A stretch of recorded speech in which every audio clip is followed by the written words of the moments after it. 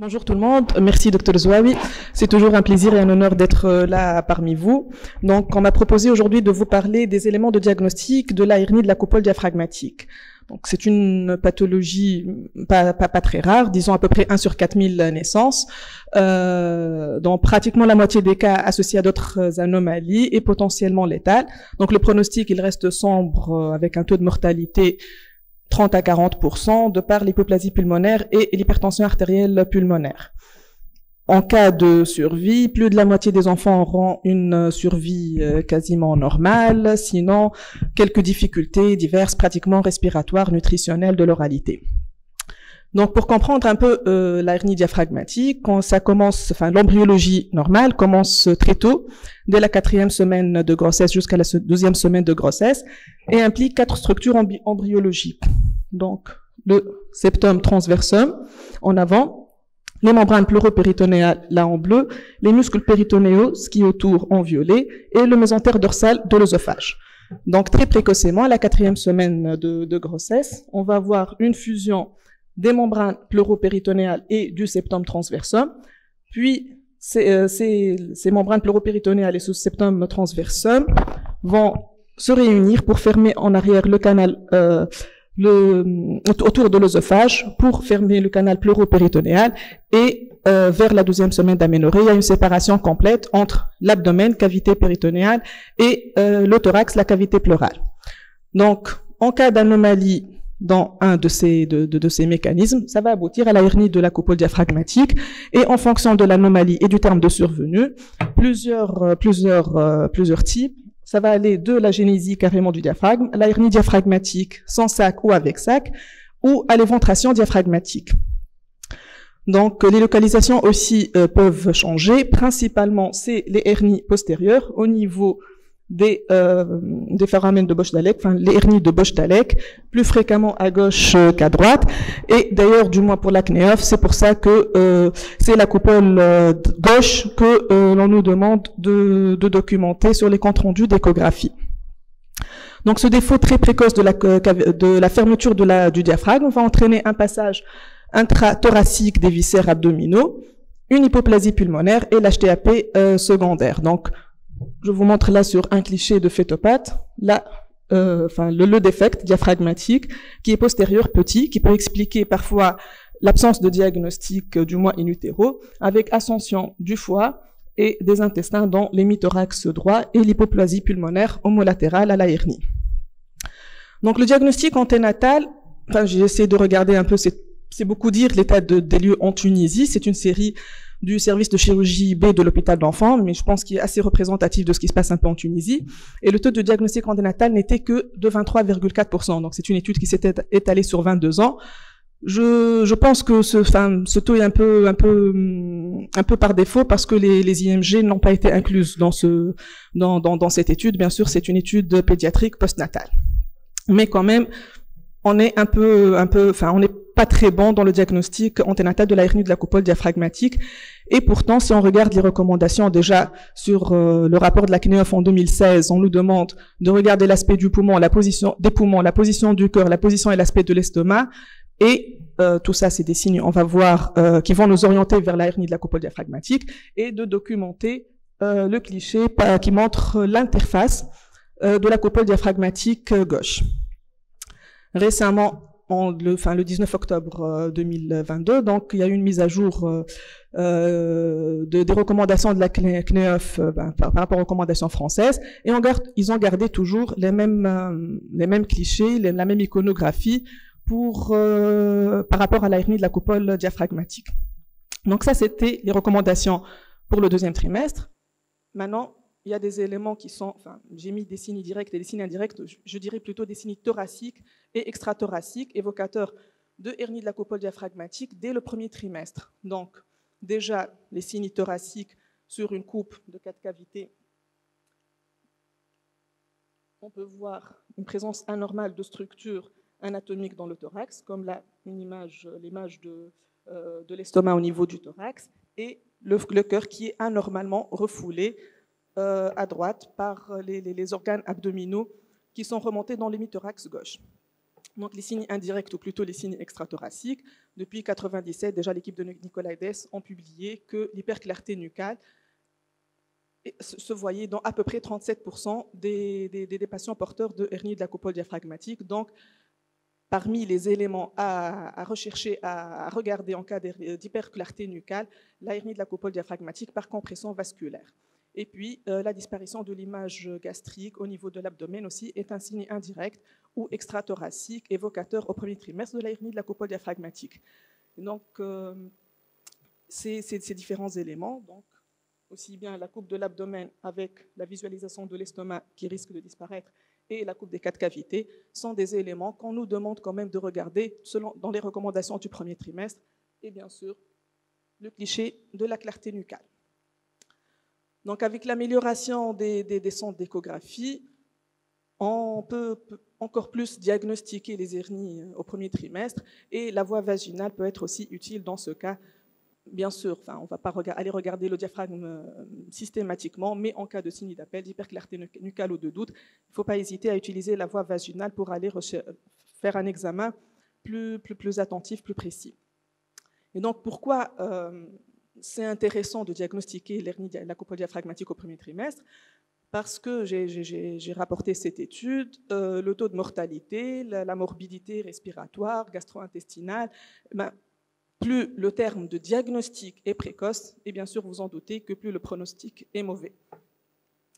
Et donc là, c'est une autre étude qui a recherché l'association hyperclarté nucale et pronostic en cas d'hernie diaphragmatique.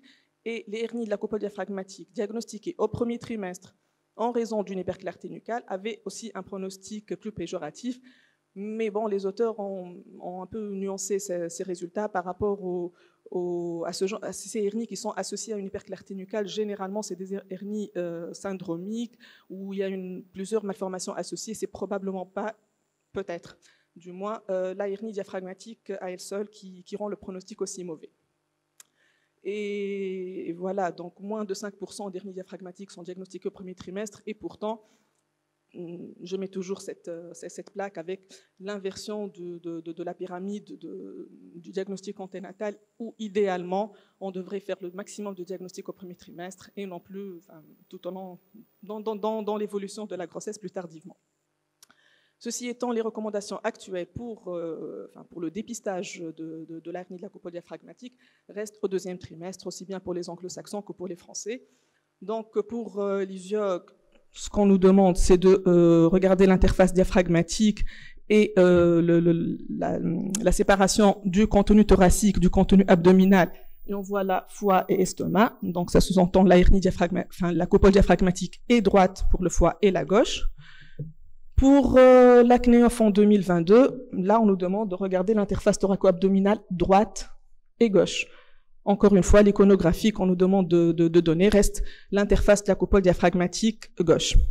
Donc sur le dépistage, en plus de ce cliché d'interface diaphragmatique gauche, encore une fois au deuxième trimestre, la coupe des 4 cavités et la coupe du périmètre abdominal, qui sont des coupes classiques qu'on fait systématiquement dans toutes les échographies de dépistage. Et on va voir qu'il y a des anomalies visibles sur ces différentes coupes-là, qui sont évocatrices soit directement, soit indirectement de la hernie de la coupole diaphragmatique. Sur la coupe des 4 cavités, on aura une déviation du cœur et à l'estomac qui est en position thoracique, ou les autres organes abdominaux.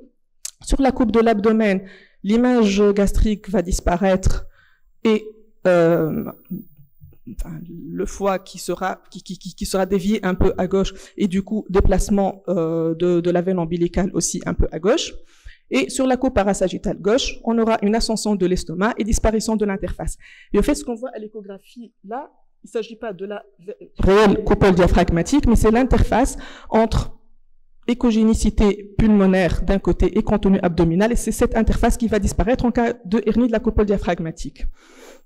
On peut observer des signes de compression, donc en plus de ces éléments-là, l'ascension des organes thoraciques, des organes abdominaux dans le thorax, ça équivaut à peu près à une formation intrathoracique qui va entraîner une compression, soit de l'œsophage, donc trouble de la déglutition, hydramnios, cœur, élément vasculaire médiastin et donc risque d'anasarque, ou les poumons avec le risque qui conditionne le pronostic de l'hernie diaphragmatique, à savoir l'hypoplasie pulmonaire. Donc, hydramnios anasarque, c'est une urgence, et hypoplasie pulmonaire conditionne le pronostic. Finalement, une fois le diagnostic d'hernie de la coupole diaphragmatique, quel est le bilan à faire? Donc déjà, il y a un premier bilan échographique, on a la sonde en main, donc on va voir est-ce qu'il s'agit d'une hernie droite-gauche, quels sont les organes herniés, s'agit-il d'une hernie isolée, associée, on va réaliser un karyotype, est-ce qu'il y a des éléments orientant vers une anomalie chromosomique, je ne vais pas parler du pronostic ou de la prise en charge anténatale. Donc par rapport au type anatomique droit ou gauche, dans l'absolu, on ne va pas se fier à la position du foie, de l'estomac ou du cœur pour dire là c'est la gauche, là c'est la droite du fœtus. Encore plus en cas d'hernie diaphragmatique, il faut vraiment bien s'orienter, bien voir la position du fœtus, où est la tête, où est le dos, où est la gauche du fœtus, pour vérifier vraiment la latéralité, où est la gauche, où est la droite. L'hernie de la coupole diaphragmatique, je vais commencer par la gauche parce que c'est la plus fréquente. Donc, un ensemble de signes échographiques vont nous orienter vers cette hernie gauche.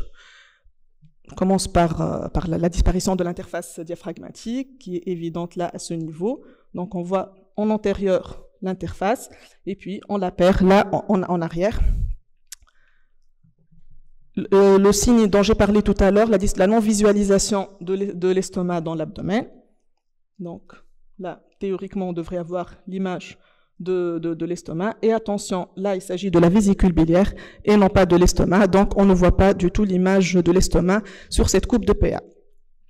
Et avec la déviation du foie à gauche, de par l'ascension de l'estomac, la veine ombilicale sera déviée elle aussi.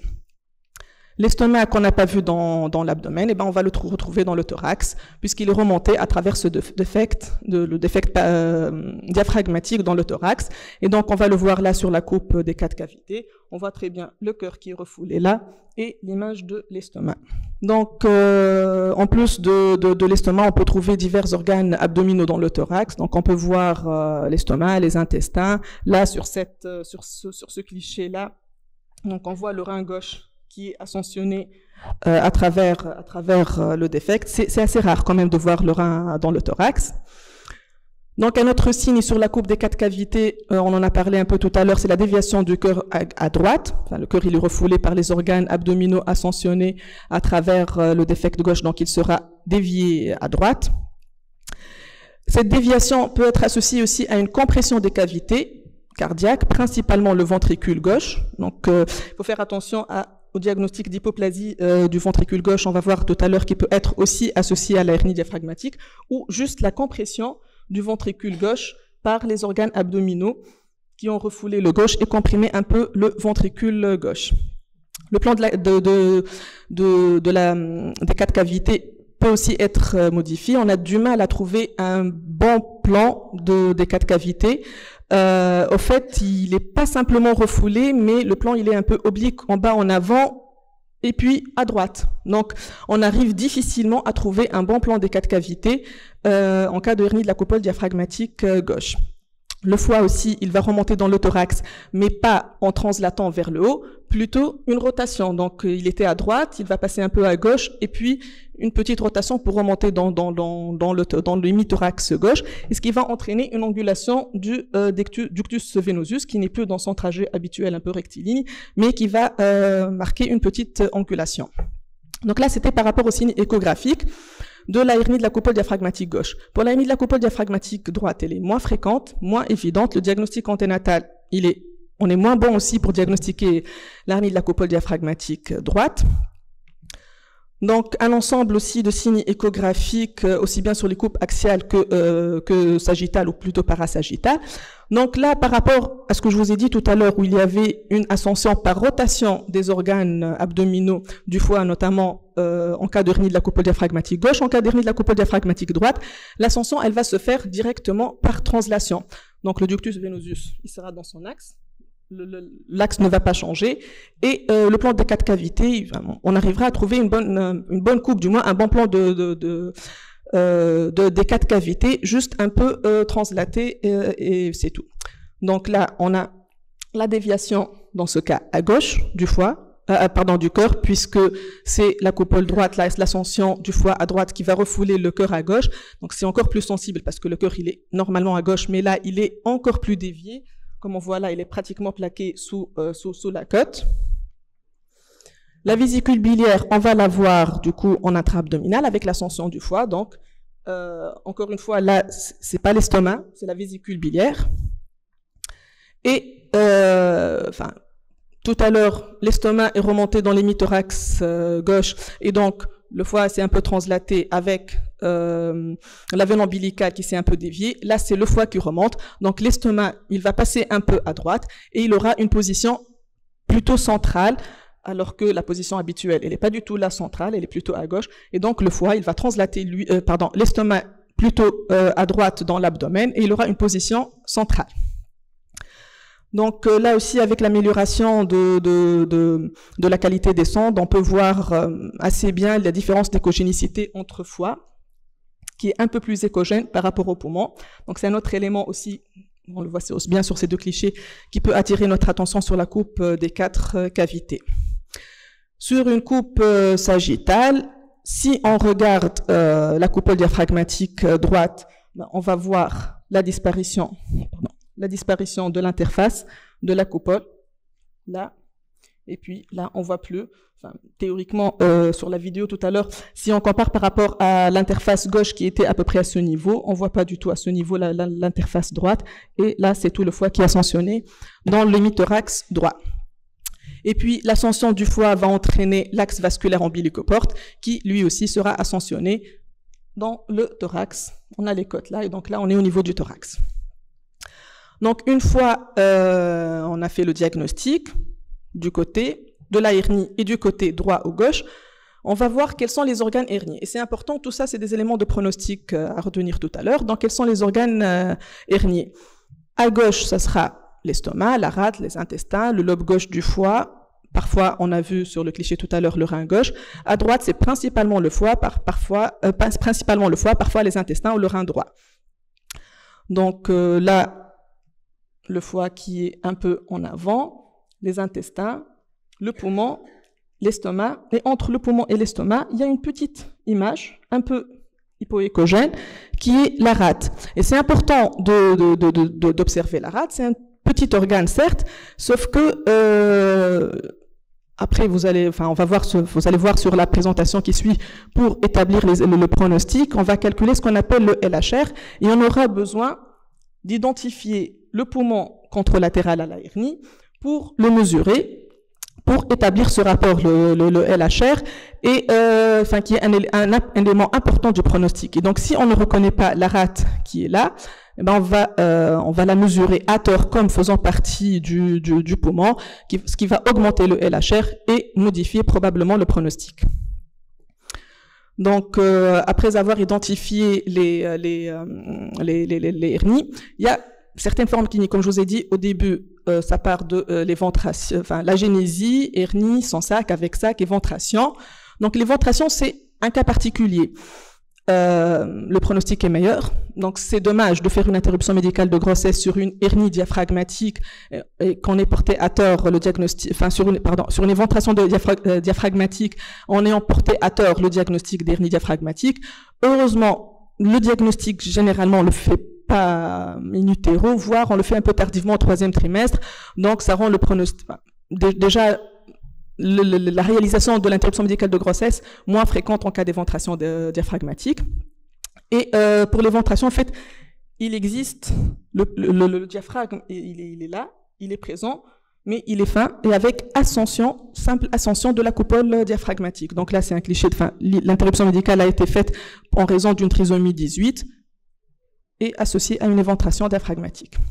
La génésie complète du diaphragme est exceptionnelle, et elle peut ne pas entraîner de déviation du médiastin parce que les deux coupoles, elles sont absence des deux coupoles et donc ascension de tous les éléments abdominaux dans le thorax, et donc c'est pas un côté en faveur de l'autre. Certains diagnostics différentiels peuvent porter à tort le diagnostic d'hernie de la coupole diaphragmatique en sachant qu'ils peuvent s'associer à la hernie de la coupole diaphragmatique, les épanchements pleuraux. Donc là, c'est juste un épanchement pleural droit. Et sur une coupe parasagitale, on voit très bien le diaphragme avec les épanchements, le contraste devient plus important. Et donc, on voit très bien le diaphragme qui sépare la cavité abdominale de la cavité pleurale. les MAKP, aussi bien kystiques, type 1, type 2. Donc là aussi, l'interface, on la voit très bien sur une coupe parasagittale. Les séquestrations pulmonaires, là, on peut s'imaginer qu'il s'agit d'une hernie diaphragmatique avec peut-être les intestins, peut-être le rein. La règle, c'est d'aller mettre le Doppler couleur et de voir le vaisseau systémique qui vient directement de l'aorte pour nourrir ce séquestre pulmonaire. L'atrésie bronchique aussi est un diagnostic différentiel. Le diagnostic, il est un peu plus délicat. On peut s'aider par l'IRM ou le Doppler qui va montrer l'arborisation bronchique ou l'IRM pour faire le diagnostic différentiel. Donc, comme je vous ai dit, c'est des diagnostics différentiels. Le diagnostic, il est général, il est assez facile avec la hernie de la coupole diaphragmatique, mais ces signes aussi peuvent être associés à la hernie de la coupole diaphragmatique, ce qui rend le diagnostic, le pronostic encore plus réservé. Donc, une fois le type anatomique, les organes herniés ont été bien décrits, s'agit-il d'une anomalie isolée ou associée? Dans près de la moitié des cas, il s'agit d'anomalies associées. Donc, je ne vais pas parler du pronostic en cas d'anomalie syndromique ou anomalie du cariotype. Vous imaginez bien que le pronostic est mauvais. Lorsque la hernie est isolée, le pronostic peut être bon. Il n'est pas tout le temps bon. Donc, les formes associées, rarement la hernie diaphragmatique représente la porte d'entrée. Généralement, c'est le syndrome polymalformatif ou une autre anomalie. Et dans le bilan lésionnel, on va retrouver une hernie de la coupole diaphragmatique. Donc, il peut s'agir soit des aneuploïdies, des syndromes. Les malformations viscérales associées, elles sont principalement cardiaques, pulmonaires, système nerveux génito-urinaire. Au niveau cardiaque, la CIV, la CIA, le CAV, la tétralogie de Fallot, l'hypoplasie du ventricule gauche. Tout à l'heure, on a vu que le ventricule gauche peut être refoulé. Là, c'est carrément une hypoplasie du ventricule gauche, la coarctation de l'aorte. Au niveau pulmonaire, comme on a vu tout à l'heure, les séquestres pulmonaires, la MAKP. Au niveau du système nerveux central, tube neural, ventriculomégalie, hydrocéphalie, les spina bifida, les duplications urétérales, l'ectopie rénale, l'agénésie. Donc, quand on voit pas un rein, est-ce qu'il est ascensionné, est-ce qu'il est carrément, c'est une agénésie rénale. Les anomalies digestives qui peuvent être associées principalement les atrésies intestinales, l'emphalocèle, l'agénésie de la vésicule biliaire. Et puis, il y a des syndromes polymalformatifs où on peut retrouver aussi des hernies de la coupole diaphragmatique. Donc, j'ai un peu mis en présence d'une macrosomie, plutôt d'un retard de croissance ou des syndromes polymalformatifs. Là aussi, généralement, l'hernie diaphragmatique, c'est rarement la porte d'entrée. Donc, pour les syndromes polymalformatifs, je vais prendre l'exemple du syndrome de Fries, qui est très rare, mais bon, ça s'associe à plusieurs malformations prénatales, l'hernie diaphragmatique, l'hydramnios, conséquence à cette hernie diaphragmatique, l'hypoplasie pulmonaire, bien sûr, et une dysmorphie faciale. Donc là, c'est un cas de Dr. Osliti assez vieux qui montre une hernie diaphragmatique droite, hydramnios, une dysmorphie faciale avec une hypoplasie de l'étage moyen de la face, donc agénésie du corps calleux et anomalie des membres. Le pronostic n'est pas bon. Deuxième syndrome, le syndrome de Matthew-Woods, donc qui est aussi rare, qui associe, en plus de la hernie diaphragmatique, hypoplasie pulmonaire parfois bilatérale sévère et anophtalmie, qui peut être unie ou microphthalmie ou anophtalmie unie ou bilatérale. Les aneuploïdies, elles sont pas si rares que ça, à peu près 15% des hernies de la coupole diaphragmatique et pratiquement la moitié en présence d'anomalies associées, ce qui justifie systématiquement la réalisation d'un cariotype et d'une CGH en cas d'hernie de la coupole diaphragmatique, les trisomies 13-18 un peu moins la 21, la monosomie X et la tétrasomie 12P ou le syndrome de Pallister-Killian. Donc là aussi c'est un syndrome qui est rare, qui associe l'hernie de la coupole diaphragmatique, une dysmorphie faciale avec un hypertélorisme, une racine du nez assez large, un filtre blanc, des fémurs courts, des malformations cardiaques. Là, il s'agissait d'une tétralogie de Fallot, hyperclarté nucale au premier trimestre, la tétrasomie 12P homogène et létale, mais en cas de mosaïque, le pronostic est très sombre aussi. Y a-t-il une place dans le bilan à la réalisation d'une IRM? Oui, en tout cas essentiellement dans les formes isolées où on discute la poursuite de la grossesse. Donc l'IRM va confirmer le diagnostic de la hernie de la coupole diaphragmatique, une meilleure identification des organes herniés. Donc il s'agit uniquement de l'estomac, des intestins. Il y a une participation, comme on voit là, du rein gauche sur ce cliché. L'IRM permet de visualiser la présence d'un sac hernière. Donc, il s'agit d'un feuillet péritonéal qui va recouvrir les anses herniées dans le thorax. En cas de présence de sac, le pronostic, il est meilleur. Donc, c'est intéressant aussi de voir s'il existe ce sac hernière ou pas. Donc, il existe, je suis pas radiologue, donc pour l'interprétation des clichés d'IRM, mais il existe un ensemble de signes qui vont orienter est-ce qu'il y a un sac autour de ces organes hernières ou pas. Et enfin, l'IRM est utile, intéressante pour calculer le volume pulmonaire. Elle est plus sensible que l'échographie et c'est un élément pronostic aussi pour évaluer le pronostic de cette hernie de la coupole diaphragmatique. Donc, je vais passer rapidement sur le pronostic, donc qui va faire le sujet de la communication suivante. Donc, principalement sur le volume pulmonaire, les organes qui sont herniés, principalement ce qu'il y a le foie dans l'estomac, et les éléments, le retentissement, compression médiastinale, scanidramnios, une anasarque et le terme d'accouchement. Donc, je ne vais pas parler des éléments de pronostic par rapport aux organes, le foie, l'estomac dans le thorax. La prise en charge anténatale, oui, il y a une prise en charge anténatale aussi bien chirurgicale, là aussi je ne vais pas en parler, mais je vais parler un mot de la prise en charge obstétricale.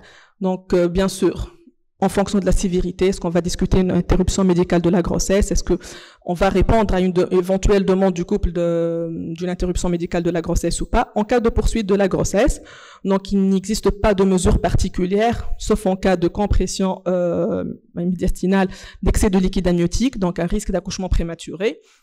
Dans ce cas, une surveillance régulière de la grossesse sera réalisée. Une cure de corticoïdes avant 34 semaines d'aménorrhée devant le risque d'accouchement prématuré aussi. L'accouchement doit être fait dans une maternité type 3 en présence d'une réanimation néonatale. Si on a accepté la poursuite de la grossesse, probablement c'est que on espère une viabilité du nouveau-né, donc on lui donne toutes ses chances. La prise en charge devra être immédiate par une équipe entraînée à la prise en charge des hernies de la coupole diaphragmatique. On privilégiera l'accouchement par voie basse. Parfois, on peut être amené à organiser une césarienne, non pas pour le pronostic du nouveau-né, mais pour organiser l'heure de l'accouchement, pour éviter les accouchements à 4 heures du matin, un week-end ou un jour de fête. Et la grossesse sera maintenue jusqu'à terme. Il n'y a pas d'indication, un accouchement prématuré. Donc voilà, la hernie de la coupole diaphragmatique, elle est peu fréquente, pas très fréquente, mais ça reste une pathologie grave. Le pronostic est conditionné par l'hypoplasie pulmonaire, l'hypertension artérielle pulmonaire. On diagnostique très peu les hernies au premier trimestre, il faudra y penser un peu plus souvent, surtout devant une hyperclarté nucale. Donc le diagnostic anténatal, ça sera pour poser le diagnostic positif, anatomique, les malformations associées, tout ça en espérant d'établir un pronostic afin de donner un conseil prénatal. Est-ce qu'il y a un geste à faire in utero ou pas? Donc, on va bien expliquer le parcours de soins aux parents, donc les consultations prénatales, et l'accouchement sera programmé dans un centre de compétences. Si la hernie diaphragmatique, il y a quand même un risque de récidive à peu près de 1%, donc les grossesses ultérieures nécessiteront un suivi particulier. Donc là, le parcours, le diagnostic, le bilan, isolé, associé, pronostic, prise en charge. Voilà, je vous remercie pour votre attention.